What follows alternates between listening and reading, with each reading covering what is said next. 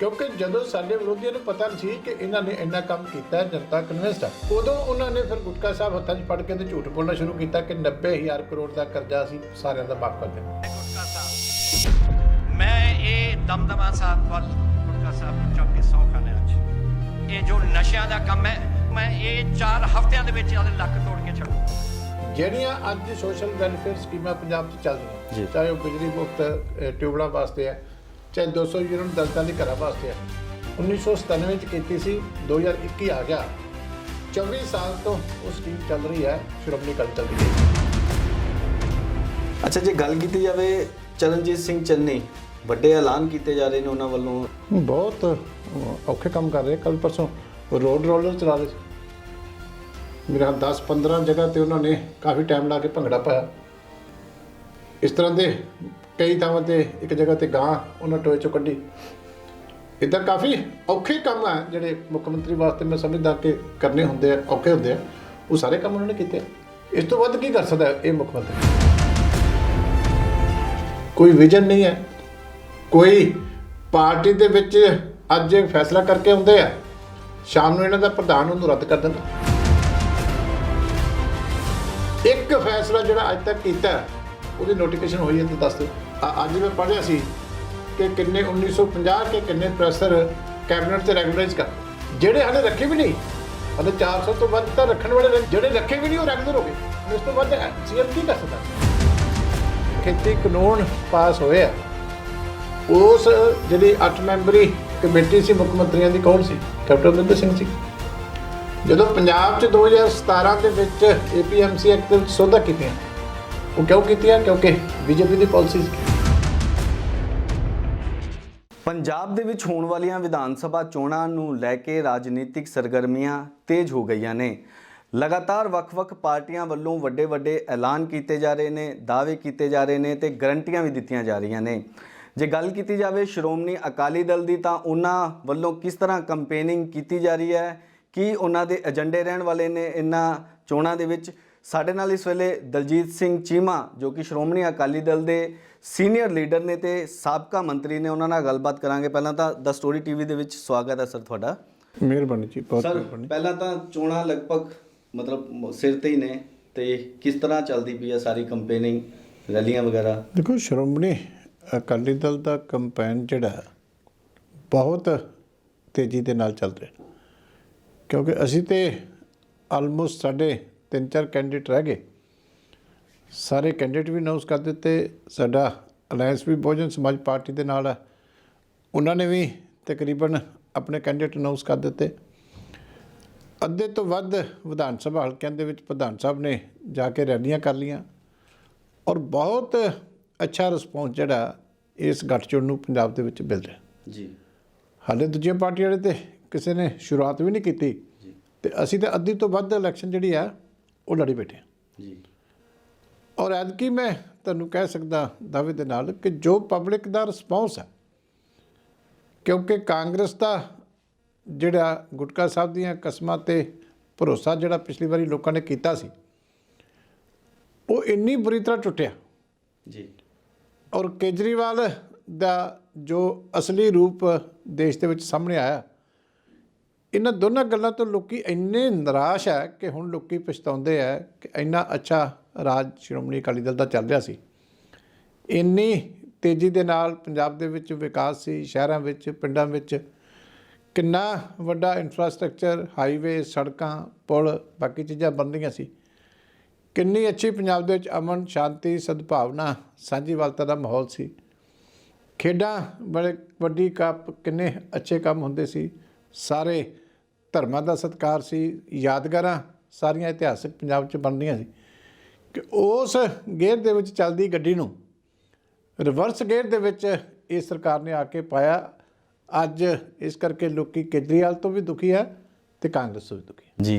पर जे कारण रहे होणगे कि श्रोमणी अकाली दल वालों लगभग सारे कैंडीडेट अनाउंस कर दिते, 4-5 छड्ड के, पहला अजिहा घट ही देखने को मिला, की कारण रहे इहदे पिछे? देखो, गल यह है कि असी पिछले लंबे समय तो लगातार मेहनत कर रहे, और जमीनी हकीकतां नाल जुड़ के लोगों की लड़ाई लड़ रहे। ਪਿਛਲੀ ਇਲੈਕਸ਼ਨ ਦੇ ਵਿੱਚ ਲੋਕਾਂ ਨੇ ਕੇਜਰੀਵਾਲ ਦੀ ਪਾਰਟੀ ਆਮ ਆਦਮੀ ਪਾਰਟੀ ਨੂੰ ਮੁੱਖ ਵਿਰੋਧੀ ਧਿਰ ਬਣਾਤਾ ਸੀ। ਪਰ ਹਾਲਤ ਇਹ ਹੋਈ ਕਿ 20 ਐਮਐਲਏ ਬਣਾਏ, 11 ਕਾਂਗਰਸ ਦੇ ਵਿੱਚ ਸ਼ਾਮਲ ਹੋ ਗਏ। ਵਿਧਾਨ ਸਭਾ ਦੇ ਅੰਦਰ ਵੀ ਤੇ ਵਿਧਾਨ ਸਭਾ ਦੇ ਬਾਹਰ ਵੀ ਸਾਰੀ ਉਹਨਾਂ ਦੀ ਪਾਰਟੀ ਆਪਣੇ ਜਾਤੀ ਫਾਇਦਿਆਂ ਵਾਸਤੇ ਕੈਪਟਨ ਅਮਰਿੰਦਰ ਸਿੰਘ ਦੇ ਕਾਂਗਰਸ ਦੇ ਦੁਆਰ ਤੇ ਘੁੰਮਦੀ ਰਹੀ। ਤੇ ਜਦੋਂ ਵਾੜ ਖੇਤ ਨੂੰ ਖਾਣ ਲੱਗ ਗਈ ਤੇ ਜਨਤਾ ਨੇ ਸਮਝਿਆ ਕਿ ਬਹੁਤ ਵੱਡਾ ਸਾਡੇ ਨਾਲ ਧੋਖਾ ਹੋਇਆ। ਉਹਨਾਂ ਹਾਲਾਤਾਂ ਦੇ ਵਿੱਚ ਜੇ ਵਿਧਾਨ ਸਭਾ ਦੇ ਅੰਦਰ ਵੀ ਸਰਕਾਰ ਦੀ ਵਿਰੋਧਤਾ ਕੀਤੀ ਤੇ ਸ਼੍ਰੋਮਣੀ ਅਕਾਲੀ ਦਲ ਨੇ ਕੀਤੀ, ਜੇ ਜ਼ਮੀਨ ਤੇ ਜਾ ਕੇ ਸਰਕਾਰ ਦੇ ਖਿਲਾਫ ਲੜਾਈ ਲੜੀ ਤੇ ਉਹ ਵੀ ਸ਼੍ਰੋਮਣੀ ਅਕਾਲੀ ਦਲ ਨੇ, ਲੋਕਾਂ ਦੇ ਮੁੱਦੇ ਜੇ ਸਰਕਾਰ ਦੇ ਖਿਲਾਫ ਉਠਾਏ ਉਹ ਵੀ ਸ਼੍ਰੋਮਣੀ ਅਕਾਲੀ ਦਲ ਨੇ ਉਠਾਏ।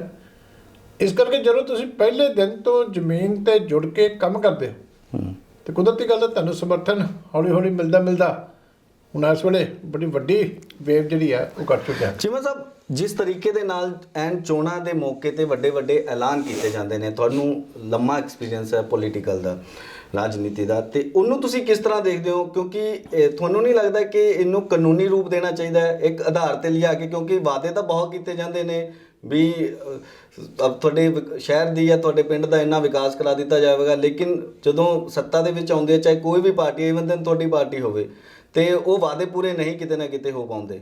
ਦੇਖੋ ਗੱਲ ਇਹ ਹੈ ਕਿ ਸਭ ਤੋਂ ਪਹਿਲਾਂ ਇੱਕ ਕ੍ਰੈਡੀਬਿਲਿਟੀ ਸ਼੍ਰੋਮਣੀ ਅਕਾਲੀ ਦਲ ਨੇ ਐਸਟੈਬਲਿਸ਼ ਕੀਤੀ ਹੈ ਲੋਕਾਂ ਦੇ ਵਿੱਚ ਕਿ ਜੋ ਕਿਹਾ ਉਹ ਪੂਰਾ ਕੀਤਾ। ਜਿਹੜੀ ਸਾਡੀ ਸਰਕਾਰ ਰਿਪੀਟ ਹੋਈ ਉਹ ਵੀ ਇਸੇ ਗੱਲ ਦੇ ਉੱਤੇ ਹੋਈ ਕਿ ਜੋ ਕਿਹਾ ਸੀ ਉਹ ਕੀਤਾ ਸੀ। ਹੁਣ ਵੀ ਸਾਡਾ ਸਲੋਗਨ ਉਹੀ ਹੈ। ਔਰ ਸਭ ਤੋਂ ਪਹਿਲਾਂ ਇਸ ਗੱਲ ਵਾਸਤੇ ਆਵਾਜ਼ ਵੀ ਸ਼੍ਰੋਮਣੀ ਅਕਾਲੀ ਦਲ ਨੇ ਉਠਾਈ। ਸਰਦਾਰ ਪ੍ਰਕਾਸ਼ ਸਿੰਘ ਬਾਦਲ ਨੇ ਕਿਹਾ ਸੀ ਕਿ ਜਿਹੜਾ ਇਲੈਕਸ਼ਨ ਮੈਨੀਫੈਸਟੋ ਹੈ ਇਹਨੂੰ ਲੀਗਲ ਡਾਕੂਮੈਂਟ ਬਣਨਾ ਚਾਹੀਦਾ। ਹੁਣ ਵੀ ਸਾਡੀ ਇਹ ਲਗਾਤਾਰ ਆਵਾਜ਼ ਅਸੀਂ ਉਠਾ ਰਹੇ ਹਾਂ ਕਿ ਜਿਹੜੀਆਂ ਪਾਰਟੀਆਂ ਉੱਤੇ ਗੁਟਕਾ ਸਾਹਿਬ ਹੱਥਾਂ 'ਚ ਚੁੱਕ ਕੇ ਝੂਠੇ ਵਾਅਦੇ ਕਰ ਦਿੰਦੀਆਂ, ਜਿਹੜੀਆਂ ਪਾਰਟੀਆਂ ਘਰਾਂ 'ਚ ਜਾ ਕੇ ਫਾਰਮ ਭਰਾ ਕੇ ਲੋਕਾਂ ਨੂੰ ਗਰੰਟੀਆਂ ਦਿੰਦੀਆਂ, ਇਹ ਬਾਅਦ ਦੇ ਵਿੱਚ ਲੋਕਾਂ ਨਾਲ ਐਡਾ ਵੱਡਾ ਧੋਖਾ ਕਰਦੀਆਂ ਕਿ ਜਨਤਾ ਨੂੰ ਸਮਝ ਆਉਂਦੀ ਕਿ ਹੁਣ ਅਸੀਂ ਕੀ ਕਰੀਏ ਜੀ।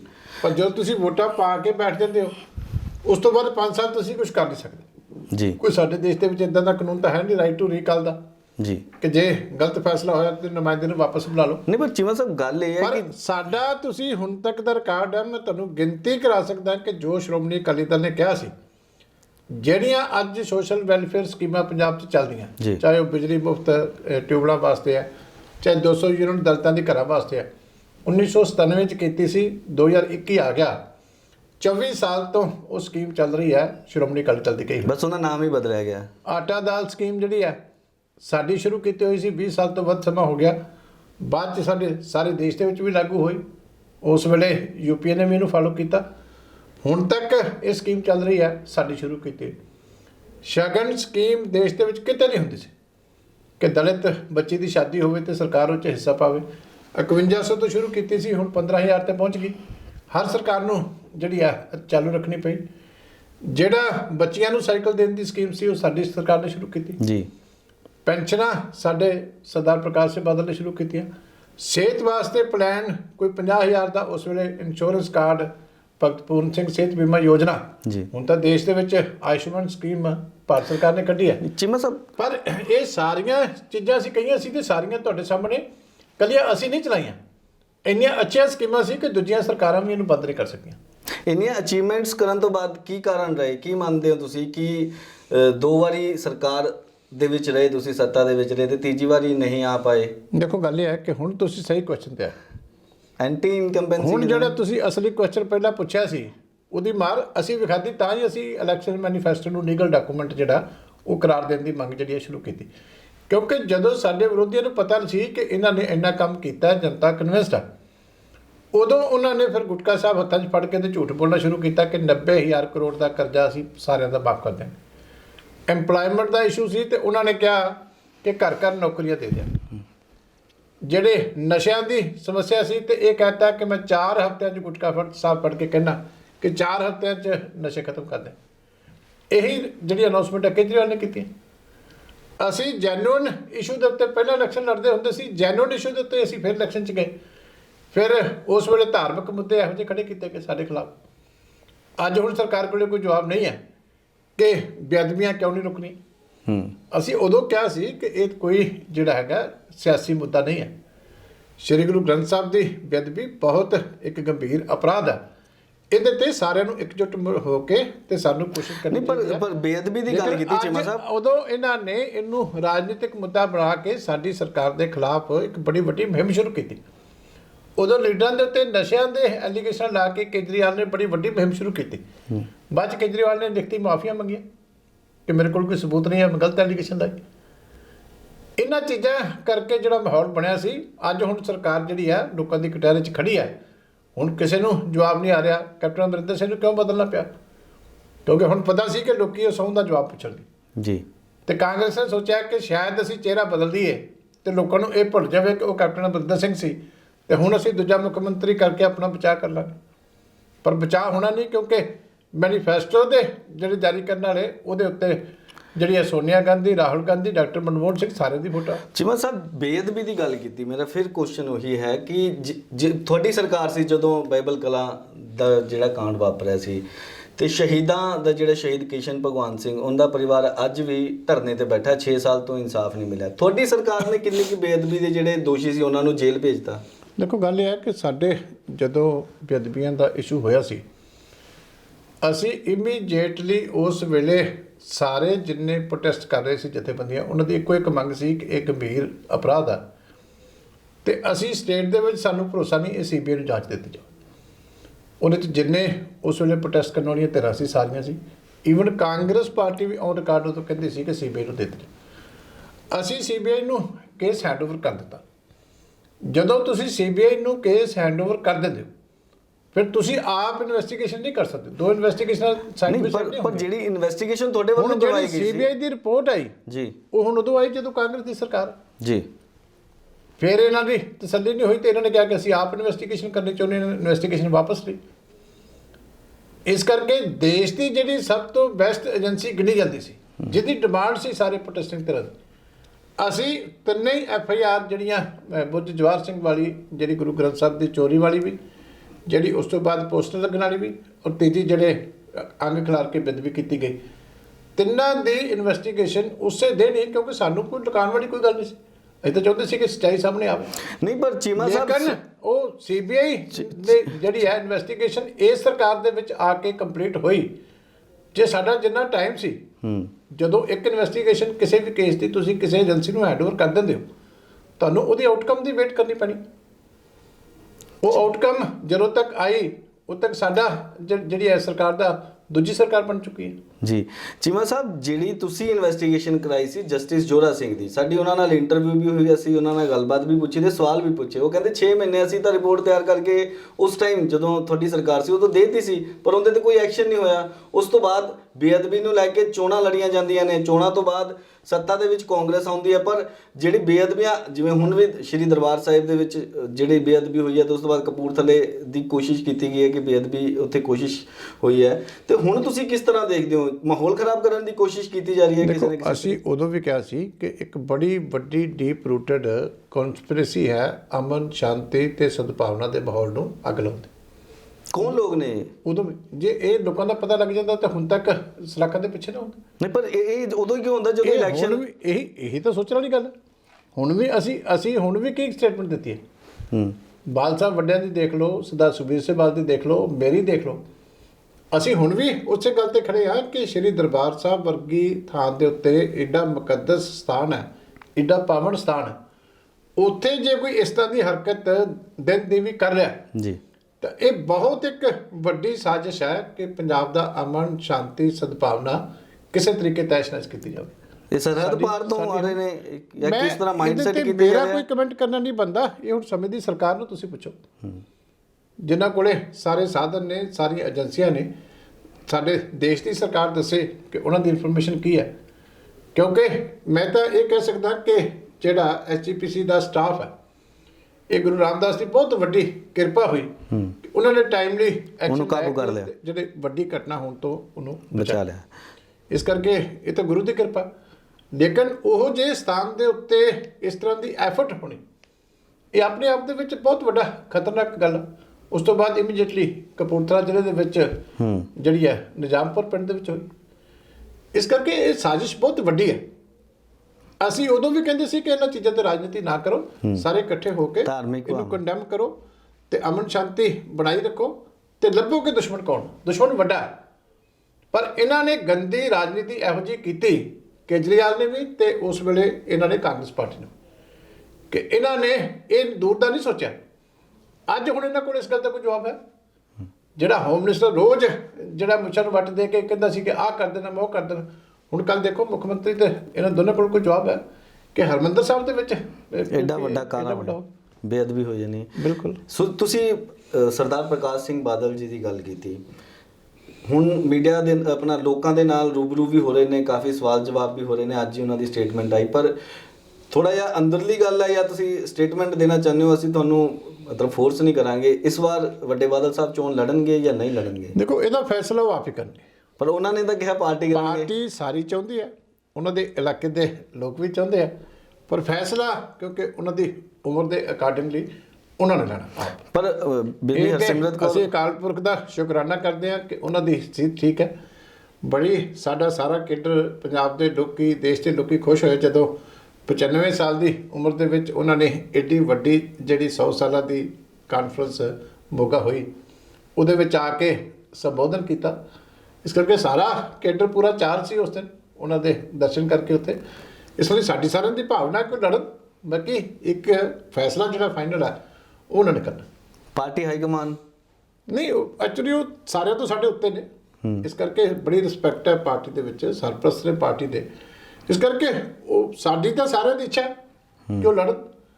ਉਹਨਾਂ ਦੇ ਇਲਾਕੇ 'ਚੋਂ ਕਿਸੇ ਨੂੰ ਪੁੱਛ ਕੇ ਦੇਖ ਲਓ, ਉਹ ਚਾਹੁੰਗੇ ਕਿ ਉਹ ਲੜਨ। ਇਸ ਕਰਕੇ ਕੇਡਰ ਸਾਡੇ ਕਿਸੇ ਸਧਾਰਨ ਵਰਕਰ ਨੂੰ ਪੁੱਛ ਲਓ, ਕਿਸੇ ਵੱਡੇ ਲੀਡਰ ਨੂੰ ਪੁੱਛ ਲਓ, ਸਾਰੇ ਕਹਿਣਗੇ ਲੜਨ ਜੀ। ਪਰ ਫੈਸਲਾ ਇੱਕ ਉਹਨਾਂ ਤੇ ਛੱਡਿਆ ਜਾਏਗਾ ਕਿ ਉਹ ਠੀਕ ਸਮਝਦੇ ਨੇ ਤਾਂ ਲੜਨ। ਹੁਣ ਥੋੜਾ ਜਿਹਾ ਰਾਜਨੀਤੀ ਦੀ ਗੱਲ ਕਰ ਲਈਏ ਤੇ ਰਾਜਾ ਵੜਿੰਗ ਕਾਫੀ ਅਗਰੈਸਿਵ ਮੂਡ 'ਚ ਆ। ਕੱਲ ਵੀ ਇੱਕ ਬੱਸ ਫੜੀ ਗਈ ਹੈ ਬਾਦਲਾਂ ਦੀ, ਖਾਸ ਤੌਰ ਤੇ ਉਹਨਾਂ ਨੂੰ ਟਾਰਗੇਟ ਕੀਤਾ ਗਿਆ ਜਾਂ ਉਹਨਾਂ ਵੱਲੋਂ ਚੈਕਿੰਗ ਕੀਤੀ ਗਈ ਹੈ। ਤੁਸੀਂ ਕਿਸ ਤਰ੍ਹਾਂ ਦੇਖਦੇ ਹੋ? ਦੇਖੋ ਗੱਲ ਇਹ ਆ, ਹੁਣ ਮੋਰੈਲਿਟੀ ਨਾਂ ਦੀ ਕੋਈ ਚੀਜ਼ ਨਹੀਂ ਤਾਂ ਰਾਜਾ ਵੜਿੰਗ ਨੂੰ ਕਈ ਦਿਨ ਪਹਿਲਾਂ ਅਸਤੀਫਾ ਦੇ ਕੇ ਲੱਭਿਆ ਹੋਣਾ ਚਾਹੀਦਾ ਸੀ। ਇੱਕ ਮੰਤਰੀ ਨੇ ਐਡਾ ਵੱਡਾ ਆਪਣੇ ਸਿਆਸੀ ਵਿਰੋਧੀਆਂ ਨੂੰ ਬਦਨਾਮ ਕਰਨ ਵਾਸਤੇ ਇੱਕ ਸਟੈਪ ਜਿਹੜਾ ਉਹ ਕਾਨੂੰਨ ਤੋਂ ਬਾਹਰ ਜਾ ਕੇ ਲਿਆ। ਕਿਸੇ ਦਾ ਕਾਰੋਬਾਰ ਬੰਦ ਕਰਨ ਵਾਸਤੇ ਐਡਾ ਵੱਡਾ ਇੱਕ ਸਟੈਪ ਰਾਜਨੀਤਿਕ ਵੰਡੇਟੇ ਦੇ ਤੌਰ ਤੇ ਲਿਆ। ਪਹਿਲਾਂ ਹਾਈ ਕੋਰਟ ਨੇ ਫਟਕਾਰ ਪਾਈ ਕਿ 1 ਘੰਟੇ 'ਚ ਬੱਸਾਂ ਛੱਡੋ। ਉਸ ਤੋਂ ਬਾਅਦ ਸੁਪਰੀਮ ਕੋਰਟ ਨੇ ਜਿਹੜੀ ਉਹਨਾਂ ਦੀ ਅਪੀਲ ਰੱਦ ਕਰਕੇ ਇਹ ਕਿਹਾ ਕਿ ਜਿਹੜੀ ਪੋਲੀਟੀਕਲ ਡਿਸਪਿਊਟਸ ਹੈ ਇਹਨੂੰ ਅਦਾਲਤਾਂ 'ਚ ਲੈ ਕੇ ਨਾ ਆਓ। ਇਸ ਤੋਂ ਵੱਡੀ ਫਟਕਾਰ ਦੇਸ਼ ਦੀ ਅਦਾਲਤ ਕੀ ਪਾ ਸਕਦੀ? ਮਾੜੀ ਮੋਟੀ ਨੈਤਿਕਤਾ ਹੋਵੇ ਤੇ ਇਹਦਾ ਅਸਤੀਫਾ ਬਣਦਾ ਹੁੰਦਾ। ਹੁਣ ਨੈਤਿਕਤਾ ਵਾਲੀ ਗੱਲ ਤਾਂ ਇਹਨਾਂ ਤੋਂ ਕੋਈ ਸਮਾਂ ਤਾਂ ਕੁਝ ਵੀ ਨਹੀਂ ਰਹਿ ਗਿਆ। ਅਦਰਵਾਈਜ਼ ਥੋੜੀ ਬਹੁਤੀ ਨਿੱਕੀ ਮੋਟੀ ਵੀ ਨੈਤਿਕਤਾ ਦਾ ਜੇ ਕਾਰਨ ਕਿਤੇ ਹੁੰਦਾ ਤੇ ਜਦੋਂ ਜੱਜਮੈਂਟ ਆਈ ਸੀ ਅਸਤੀਫਾ ਦੇ ਦੇਣਾ ਚਾਹੀਦਾ ਸੀ। ਕਿੰਨੇ ਟੈਲੀਵਿਜ਼ਨ ਤੇ ਜਾ ਕੇ ਛਾਤੀ ਚੌੜੀ ਕਰਕੇ ਕਿਹਾ ਕਿ ਮੈਂ ਉਹਦੀਆਂ ਬੱਸਾਂ ਬੰਦ ਕਰਤੀਆਂ, ਉਹਦੀਆਂ ਬੱਸਾਂ ਬੰਦ ਕਰਤੀਆਂ, ਉਹਦੀਆਂ ਬੱਸਾਂ ਬੰਦ ਕਰਤੀਆਂ, ਮੈਂ ਇੰਨੀਆਂ ਬੱਸਾਂ ਬੰਦ ਕਰਤੀਆਂ। ਕੀ ਨਿਕਲਿਆ? ਵੀ ਗਲਤ ਕੰਮ ਸੀ, ਵੰਡੇਟਾ ਸੀ, ਲੇਕਿਨ ਨੈਤਿਕਤਾ ਨਹੀਂ ਹੈ, ਅਸਤੀਫਾ ਨਹੀਂ ਦਿੱਤਾ। ਪਰ ਗੱਲ ਤਾਂ ਇਹ ਹੈ ਨਾ ਕਿ ਅਕਾਲੀਆਂ ਦੇ ਜਿਹੜੇ ਲੀਡਰ ਨੇ ਉਹਨਾਂ ਨੂੰ ਹੀ ਕਿਉਂ ਟਾਰਗੇਟ ਕੀਤਾ ਜਾ ਰਿਹਾ? ਬੱਸਾਂ ਤਾਂ ਜਿਹੜੀ ਟਰਾਂਸਪੋਰਟ ਹੈ ਕਾਂਗਰਸ ਕਈ ਲੀਡਰਾਂ ਦੀ ਵੀ ਹੈਗੀਆਂ ਨੇ, ਤੇ ਉਹਨਾਂ ਨੂੰ ਕਿਉਂ ਨਹੀਂ ਚੈਕਿੰਗ ਕੀਤਾ ਜਾਂਦਾ? ਇਹ ਤਾਂ ਕਾਰਨ ਹੈ। ਇਹ ਤਾਂ ਤੁਸੀਂ ਜਿਹੜਾ ਕੁਐਸਚਨ ਰਾਜਾ ਵੜਿੰਗ ਨੂੰ ਪੁੱਛਣਾ ਚਾਹੀਦਾ ਵੀ ਜੇ ਤੇਰੇ 'ਚ ਵਾਕਿਆ ਹੀ ਕੋਈ ਸਿਸਟਮ 'ਚ ਸੁਧਾਰ ਕਰਨਾ ਹੈ ਤੇ ਤੂੰ ਆਪਣੇ ਲੀਡਰਾਂ ਦੀਆਂ ਨਾਲ ਕਿਉਂ ਨਹੀਂ ਚੈੱਕ ਕਰਦਾ? ਵੰਡੇਟਾ ਪੋਲਿਟਿਕਸ ਕੀ ਹੁੰਦੀ ਹੈ? ਬਦਲਾਖੋਰੀ ਦੀ ਰਾਜਨੀਤੀ ਇਹੀ ਹੁੰਦੀ ਹੈ ਕਿ ਤੁਸੀਂ ਬਿਨਾਂ ਕਿਸੇ ਗੁਨਾਹ ਦੇ ਆਪਣੇ ਵਿਰੋਧੀ ਨੂੰ ਬਦਨਾਮ ਕਰਨ ਵਾਸਤੇ ਝੂਠੀਆਂ ਸਟੇਟਮੈਂਟਾਂ ਇਸ਼ੂ ਕਰੀ ਜਾਓ, ਗਲਤ ਫੈਸਲੇ ਕਰੀ ਜਾਓ। ਸੱਤਾ ਦਾ ਦੁਰਉਪਯੋਗ ਹੁੰਦਾ। ਪਰ ਜਿਸ ਤਰ੍ਹਾਂ ਦੇ ਫੈਸਲੇ ਆਏ, ਪਹਿਲਾਂ ਅਸੀਂ 1 ਘੰਟੇ ਦੇ ਵਿੱਚ ਬੱਸਾਂ ਛੱਡੋ। ਉਦੋਂ ਦੱਸੋ ਹੁਣ ਸੰਗ ਆਉਂਦੀ ਇਹਨਾਂ ਨੂੰ? ਕਿੰਨੇ ਚੈਨਲਾਂ ਤੇ ਜਾ ਕੇ ਬੜੀ ਛਾਤੀ ਚੌੜੀ ਕਰਕੇ ਕਿ ਮੈਂ ਇਹੋ ਜਿਹਾ ਕੰਮ ਕਰਦਾ, ਬਾਦਲਾਂ ਦੀਆਂ ਬੱਸਾਂ ਬੰਦ ਕਰ ਦਿੱਤੀਆਂ ਤੇ ਬੱਸਾਂ ਚੱਲ ਪਈਆਂ। ਫਿਰ ਜੋ ਸੁਪਰੀਮ ਕੋਰਟ ਨੇ ਕਿਹਾ ਕਿ ਰਾਜਨੀਤਿਕ ਲੜਾਈਆਂ ਨੂੰ ਅਦਾਲਤਾਂ 'ਚ ਨਾ ਲੈ ਕੇ ਜਾਓ, ਆਪਣਾ ਕੰਮ ਕਰੋ, ਸਹੀ ਕੰਮ ਕਰੋ। ਫਿਰ ਅਸਤੀਫਾ ਨਹੀਂ ਦਿੱਤਾ। ਦੇਖੋ ਇਹਨਾਂ ਲੋਕਾਂ ਦੀ ਅਸਤੀਫਾ ਤਾਂ ਮੰਗਦੇ ਹੀ ਹੈ ਜੀ, ਭਾਵੇਂ ਜੇ ਸੱਤਾ ਦੇ ਵਿੱਚ ਪਾਰਟੀ ਸੱਤਾ ਦੇ ਵਿੱਚ ਹੋਵੇ ਤਾਂ ਵਿਰੋਧੀ ਧਿਰ ਦਾ ਹਮੇਸ਼ਾ ਅਸਤੀਫਾ ਮੰਗਦੇ। ਨਹੀਂ, ਮੈਂ ਤੁਹਾਨੂੰ ਪੁੱਛਦਾ ਐਜ਼ ਅ ਜਰਨਲਿਸਟ, ਕੋਈ ਨੈਤਿਕਤਾ ਕੋਈ ਹੋਣੀ ਚਾਹੀਦੀ? ਨੈਤਿਕਤਾ ਤਾਂ ਜ਼ਰੂਰੀ ਹੈ। ਜਿਸ ਗੱਲ ਨੂੰ ਤੁਸੀਂ ਇੰਨਾ ਉਛਾਲਿਆ, ਇੰਨਾ ਪ੍ਰਚਾਰ ਕੀਤਾ, ਚੈਨਲ 'ਤੇ ਜਾ ਕੇ ਐਡਾ ਵੱਡਾ ਕ੍ਰੈਡਿਟ ਲਿਆ, ਉਹ ਦੇਸ਼ ਦੀ ਹਾਈ ਕੋਰਟ ਨੇ ਵੀ ਤੇ ਸੁਪਰੀਮ ਕੋਰਟ ਨੇ ਫਟਕਾਰ ਪਾ ਕੇ ਪੈ ਦਿੱਤਾ ਕਿ ਤੂੰ ਗਲਤ ਕੰਮ ਕੀਤਾ, ਤੇ ਫਿਰ ਅਸਤੀਫਾ ਨਾ ਦੇਵੇ ਜੀ। ਇਹ ਕਿੱਥੇ ਲਿਖਿਆ? ਚੀਮਾ ਸਾਹਿਬ, ਚੋਣਾਂ ਦੇ ਵਿੱਚ ਜਿਹੜੇ ਨਿੱਜੀ ਹਮਲੇ ਹੁੰਦੇ ਨੇ ਉਹਨਾਂ ਨੂੰ ਤੁਸੀਂ ਮਤਲਬ ਕਿਸ ਤਰ੍ਹਾਂ ਦੇਖਦੇ ਹੋ? ਨਿੱਜੀ ਹਮਲੇ ਕਿਸੇ ਦੇ ਲਈ ਹੋਣੇ ਚਾਹੀਦੇ ਨੇ? ਕੋਈ ਕਿਸੇ ਦੇ ਭਰਾ ਬਾਰੇ ਕਹਿੰਦਾ, ਕੋਈ ਕਿਸੇ ਦੀ ਵਾਈਫ ਬਾਰੇ ਕਹਿੰਦਾ ਹੈ, ਕੋਈ ਕਿਸੇ ਦੇ ਨਿੱਜੀ ਹਮਲੇ ਜਿਨ੍ਹਾਂ ਨੂੰ ਕਿਹਾ ਜਾਂਦਾ। ਦੇਖੋ ਇਹ ਜ਼ਿਆਦਾ ਗੰਦਾ ਰੁਝਾਨ ਜਿਹੜਾ ਹੈ ਇਹ ਆਮ ਆਦਮੀ ਪਾਰਟੀ ਦੇ ਆਉਣ ਤੋਂ ਬਾਅਦ ਹੋਇਆ। ਜਿੰਨਾ ਰਾਜਨੀਤੀ 'ਚ ਕੂੜ ਇਕੱਠਾ ਹੋ ਕੇ ਜਿਹੜਾ ਇਹ ਆਮ ਆਦਮੀ ਪਾਰਟੀ ਨੇ ਇਕੱਠਾ ਕਰ ਦਿੱਤਾ ਕੂੜਾ, ਇਹ ਪਹਿਲਾਂ ਉਸ ਲੈਵਲ ਤੇ ਨਹੀਂ ਸੀ। ਕਾਂਗਰਸ ਦੇ ਵਿੱਚ ਵੀ ਕੁਝ ਲੀਡਰਾਂ ਨੂੰ ਆਦਤ ਸੀ, ਪਰ ਇਹ ਤਾਂ ਨਿਰਾ ਹੀ ਗੰਦ ਦੀ ਟੋਕਰੀ ਭਰ ਕੇ ਹਰ ਇੱਕ ਦੇ ਉੱਤੇ ਸੁੱਟਣ ਵਾਲੀ ਗੱਲ ਸੀ। ਬਾਅਦ 'ਚ ਇਹਨਾਂ ਦੇ ਆਪਣੇ ਮੂੰਹ ਤੇ ਵੀ ਡਿੱਗਿਆ, ਹੁਣ ਕਸਰ ਕੋਈ ਨਹੀਂ ਰਹੀ। ਸਾਰਾ ਗੰਦ ਜਿੰਨਾ ਲੋਕਾਂ 'ਚ ਖਿਲਾਰਿਆ ਸੀ ਇਹਨਾਂ ਨੇ, ਹੁਣ ਇਹਨਾਂ ਦੇ ਉਹੀ ਬੰਦੇ ਚੁੱਕ ਚੁੱਕ ਕੇ ਇਹਨਾਂ ਤੇ ਸੁੱਟਦੇ ਪਏ। ਇਹਦਾ ਜਿਹੜਾ ਜ਼ਿਆਦਾ ਸਿਰ ਹੈ ਤਾਂ ਕੇਜਰੀਵਾਲ ਨੂੰ ਜਾਂਦਾ, ਰਾਜਨੀਤੀ ਨੂੰ ਗੰਦਾ ਕਰਨ 'ਚ, ਰਾਜਨੀਤੀ 'ਚ ਝੂਠ ਮਾਰਨ 'ਚ, ਰਾਜਨੀਤੀ 'ਚ ਗੁੰਮਰਾਹ ਕਰਨ 'ਚ, ਝੂਠਾ ਪ੍ਰਚਾਰ ਕਰਨ 'ਚ, ਕੂੜ ਪ੍ਰਚਾਰ ਕਰਨ 'ਚ। ਇੱਕ ਬੰਦੇ ਨੇ ਰਿਕਾਰਡ ਕਾਇਮ ਕਰ ਦਿੱਤਾ ਕਿ ਇਲੈਕਸ਼ਨ ਲੜਨ ਤੋਂ ਬਾਅਦ ਹਰ ਲੀਡਰ ਤੋਂ ਲਿਖਤੀ ਮਾਫੀ ਮੰਗੀ, ਗਡਕਰੀ ਸਾਹਿਬ ਤੋਂ ਮੰਗੀ, ਜੇਤਲੀ ਸਾਹਿਬ ਤੋਂ ਮੰਗੀ, ਮਜੀਠਾ ਸਾਹਿਬ ਤੋਂ ਮੰਗੀ, ਜਿੰਨੇ ਵੀ ਡੈਫਾਮੇਸ਼ਨ ਕੀਤੀ ਸਾਰੇ ਤੋਂ ਮਾਫੀ ਮੰਗੀ।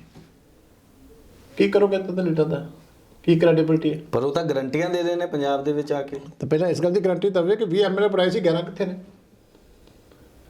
ਚੋਰੀ ਦੀ ਕੋਈ ਗਾਰੰਟੀ ਨਹੀਂ ਤੇ ਮਾਲ ਦੀ ਬਾਕੀ ਦੀ ਗਾਰੰਟੀ, ਇਹ ਕਾਹਦੀ ਗਾਰੰਟੀ? 20 ਐਮਐਲਏ ਬਣਾ ਕੇ ਦਿੱਤੇ, 11 ਚੋਰੀ ਹੋ ਗਏ, ਉਹਦੀ ਗਾਰੰਟੀ ਕੌਣ ਭਰੂ? ਪੰਜਾਬ ਵਾਲੇ ਜਵਾਬ ਮੰਗਦੇ ਆ ਅੱਜ ਦੀ ਤਰੀਕ ਦੇ ਵਿੱਚ, ਤਾਂ ਇਹ ਡਿਜ਼ਰਵ ਹੀ ਨਹੀਂ ਕਰਦੇ ਲੀਡਰ ਆਫ ਦੀ ਆਪੋਜੀਸ਼ਨ ਵੀ, ਪਰ ਉਹ ਗੱਡੀਆਂ ਕਰਕੇ ਫਸੇ ਹੋਏ, ਸਿਕਿਉਰਟੀਆਂ ਕਰਕੇ ਫਸੇ ਹੋਏ। ਇਸ ਕਰਕੇ ਪਾਰਟੀ ਨੇ ਵੀ ਕਿਸੇ ਦੇ ਖਿਲਾਫ ਐਕਸ਼ਨ ਨਹੀਂ ਲਿਆ, ਕਿਉਂਕਿ ਗੱਡੀਆਂ ਜਾਂਦੀਆਂ, ਸਿਕਿਉਰਿਟੀ ਜਾਂਦੀ, ਉਹ ਚੀਜ਼ਾਂ। ਤੁਸੀਂ ਵੀ ਐਜੂਕੇਸ਼ਨ ਮੰਤਰੀ ਰਹੇ ਹੋ, ਤੇ ਜਿਸ ਤਰ੍ਹਾਂ ਨਾਲ ਆ ਕੇ ਮਤਲਬ ਇੱਕ ਮਾਹੌਲ ਦੇਖਿਆ ਜਾਂਦਾ ਹੈ ਕਿ ਪੰਜਾਬ ਦੇ ਸਕੂਲਾਂ ਦਾ ਕੀ ਹਾਲ ਹੈ, ਉਹਨਾਂ ਨੂੰ ਕੰਪੈਰੀਜ਼ਨ ਕੀਤਾ ਜਾਂਦਾ ਹੈ ਦਿੱਲੀ ਮਾਡਲ ਦੇ ਨਾਲ, ਉਹ ਕਿੰਨਾ ਕੁ ਵਾਜਿਬ ਲੱਗਦਾ ਤੁਹਾਨੂੰ? ਇਸ ਤੋਂ ਵੱਡਾ ਫਰਾਡ ਨਹੀਂ ਹੋ ਸਕਦਾ, ਕਿਉਂਕਿ ਡਿਸਪੈਂਸਰੀਆਂ ਵੀ ਚੈੱਕ ਕੀਤੀਆਂ ਜਾਂਦੀਆਂ ਨਹੀਂ। ਦੇਖੋ ਮੈਂ ਕਹਿੰਦਾ ਕਿ ਇਸ ਤੋਂ ਵੱਡਾ ਫਰਾਡ ਨਹੀਂ ਹੋ ਸਕਦਾ ਜਿਹੜਾ ਮਿਸਟਰ ਸਿਸੋਦੀਆ ਤੇ ਕੇਜਰੀਵਾਲ ਪੰਜਾਬ ਦੀ ਜਨਤਾ ਦੇ ਨਾਲ ਕਰ ਰਹੇ। ਦਿੱਲੀ ਦੇਸ਼ ਦੀ ਰਾਜਧਾਨੀ ਹੈ, ਇੱਕ ਸ਼ਹਿਰ ਹੈ, ਇੱਕ ਮੈਟਰੋ ਸਿਟੀ ਹੈ। ਉੱਥੇ ਦੋ ਤਰ੍ਹਾਂ ਦੀ ਐਜੂਕੇਸ਼ਨ ਹੈ। ਅੱਧੇ ਕੁ ਸਕੂਲ ਉੱਥੇ ਦੀ ਕਾਰਪੋਰੇਸ਼ਨਾਂ ਚਲਾਉਂਦੀਆਂ, ਥੋੜ੍ਹੇ ਜਿਹੇ ਸਕੂਲ ਗਿਣਤੀ ਦੇ ਇਹਨਾਂ ਕੋਲੇ। ਟੋਟਲ ਦਿੱਲੀ 'ਚ 1400 ਸਕੂਲ ਹੈ, ਇੱਕ ਸ਼ਹਿਰ। ਸਾਡੇ ਕੋਲ 19,500 ਸਕੂਲ ਹੈ, ਔਰ ਸਾਡਾ ਪੰਜਾਬ ਦਾ ਬੜਾ ਵੱਡਾ ਏਰੀਆ, 550 ਕਿਲੋਮੀਟਰ ਸਾਡਾ ਬਾਰਡਰ ਹੈ ਜੀ, ਬਹੁਤ ਲੰਬਾ ਏਰੀਆ ਸਾਡੇ ਕੋਲੇ, ਕੰਢੀ ਦਾ ਏਰੀਆ।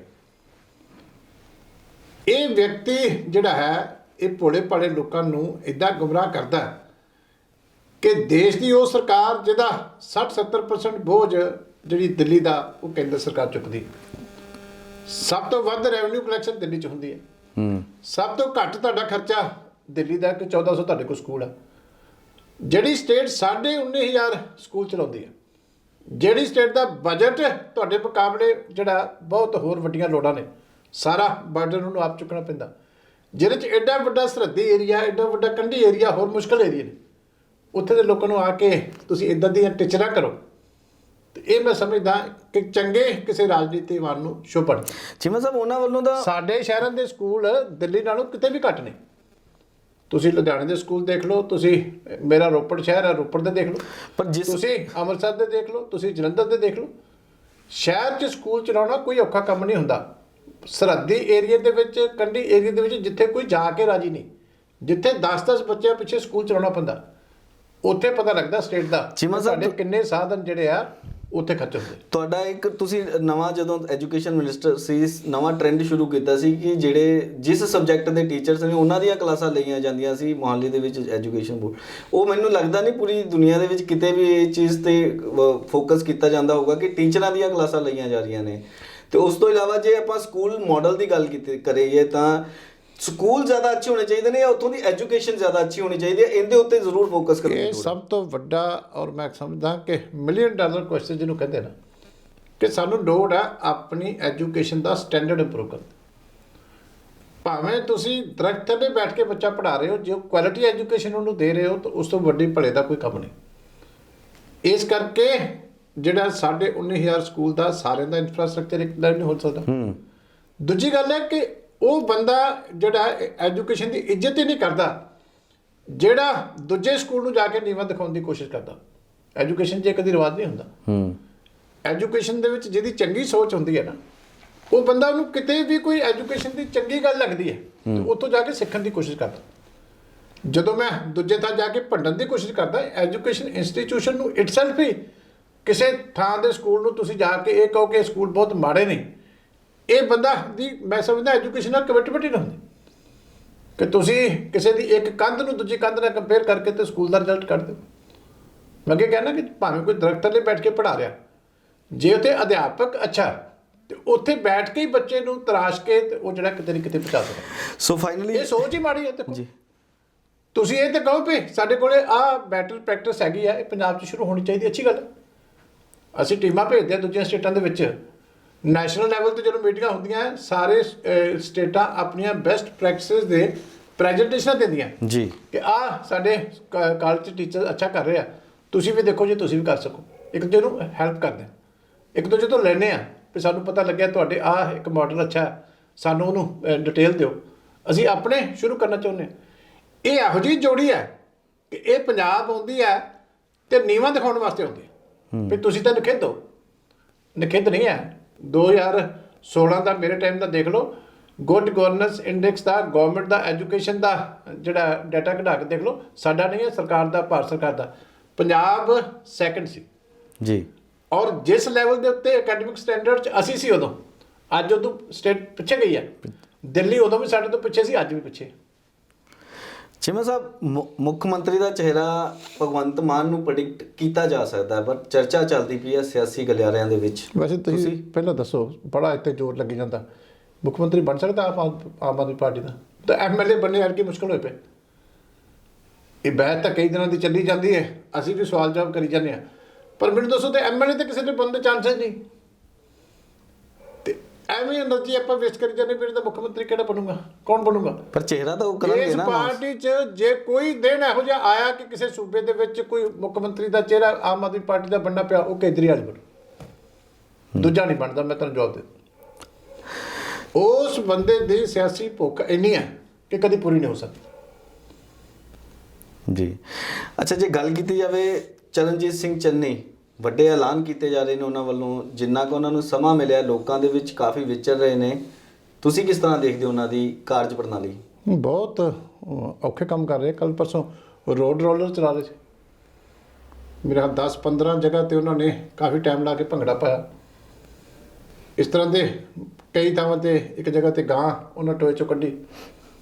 ਇੱਦਾਂ ਕਾਫੀ ਔਖੇ ਕੰਮ ਆ ਜਿਹੜੇ ਮੁੱਖ ਮੰਤਰੀ ਵਾਸਤੇ ਮੈਂ ਸਮਝਦਾ ਕਿ ਕਰਨੇ ਹੁੰਦੇ ਆ, ਔਖੇ ਹੁੰਦੇ ਆ। ਉਹ ਸਾਰੇ ਕੰਮ ਉਹਨਾਂ ਨੇ ਕੀਤੇ। ਇਸ ਤੋਂ ਵੱਧ ਕੀ ਕਰ ਸਕਦਾ ਇਹ ਮੁੱਖ ਮੰਤਰੀ? ਇਹ ਹੁਣ ਲੋਕੀ ਵੀ ਗਲਤ ਐਕਸਪੈਕਟੇਸ਼ਨ ਕਰਦੇ ਹਨ।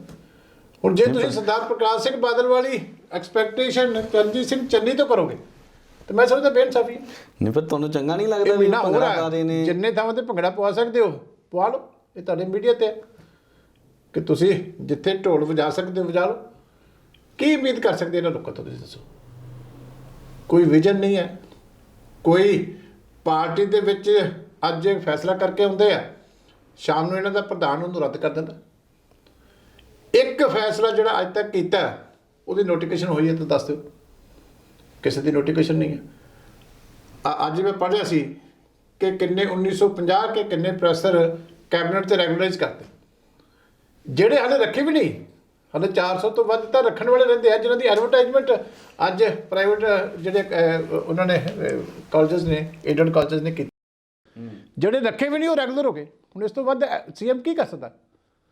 ਜਿਹੜੇ ਪਹਿਲਾਂ ਰੈਗੂਲਰ ਹੋ ਚੁੱਕੇ ਸੀ ਉਹ ਦੁਬਾਰਾ ਕਰਤੇ, ਫਿਰ ਇਸ਼ਤਿਹਾਰ ਵੀ ਦੇ ਦਿੱਤਾ। ਹੁਣ ਵਿਚਾਰਾ ਕੀ ਕਰੇ? ਕੋਈ ਚੀਫ ਮਿਨਿਸਟਰ ਦੱਸ ਦਿਓ ਮੈਨੂੰ ਜਿਹੜਾ ਹਾਲੇ ਤੱਕ ਬੰਦਾ ਸਰਵਿਸ 'ਚ ਨਹੀਂ ਆਇਆ, ਜਿਹਦਾ ਹਾਲੇ ਇਸ਼ਤਿਹਾਰ ਵੀ ਨਹੀਂ ਨਿਕਲਿਆ ਨਿਯੁਕਤੀ ਵਾਸਤੇ, ਉਹਨੂੰ ਕਿਸੇ ਨੇ ਰੈਗੂਲਰ ਕੀਤਾ ਹੋਵੇ।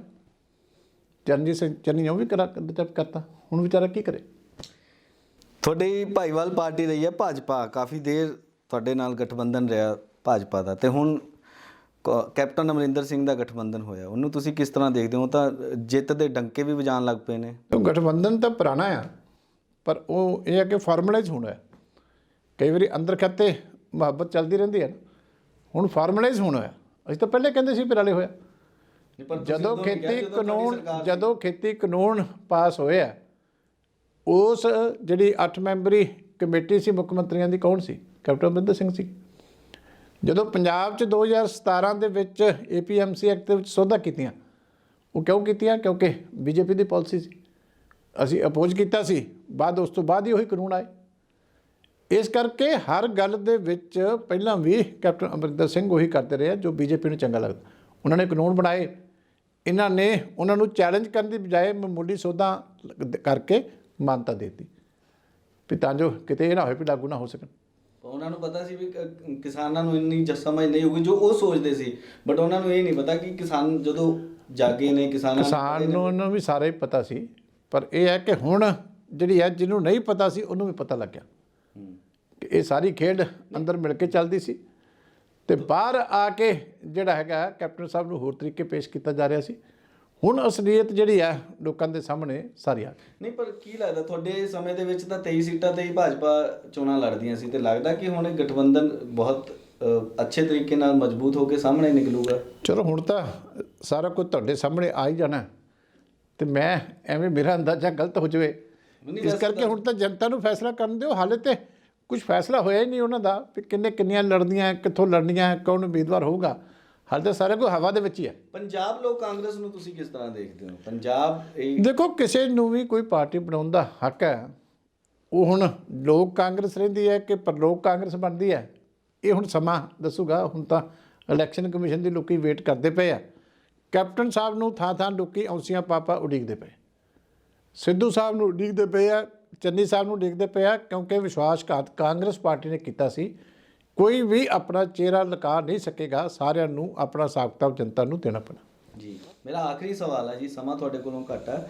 ਮੇਰਾ ਸਵਾਲ ਇਹ ਹੈ ਕਿ ਹੁਣ ਆਉਣ ਵਾਲੇ ਸਮੇਂ ਦੇ ਵਿੱਚ ਅਕਾਲੀ ਦਲ ਦੀ ਕੀ ਭੂਮਿਕਾ ਰਹਿਣ ਵਾਲੀ ਹੈ? ਅਕਾਲੀ BSP ਗੱਠਜੋੜ ਲਗਭਗ ਸੀਟਾਂ ਤਾਂ ਤੈਅ ਹੋ ਹੀ ਗਈਆਂ ਨੇ, ਪਰ ਹੁਣ ਕੀ ਭੂਮਿਕਾ ਰਹਿਣ ਵਾਲੀ ਹੈ? ਕਿਸ ਤਰ੍ਹਾਂ ਨਾਲ ਰੂਪਰੇਖਾ ਰਹਿਣ ਵਾਲੀ ਹੈ? ਕਿਉਂਕਿ ਮੰਨਿਆ ਕਿ ਦੇਖਿਆ ਵੀ ਇਹ ਜਾਂਦਾ ਰਿਹਾ ਹੈ ਕਿ ਸਟਾਰ ਕੰਪੇਨਰ ਆਉਂਦੇ ਸੀ ਕੰਪੇਨ ਕਰਨ ਦੇ ਲਈ, ਹੁਣ ਸ਼ਾਇਦ ਉਹ ਚੀਜ਼ ਬਹੁਤ ਘੱਟ ਨਜ਼ਰ ਆ ਰਹੀ ਹੈ, ਪਰ ਅਕਾਲੀ ਦਲ ਵੱਲੋਂ ਕੋਈ ਆ ਸਕਦਾ?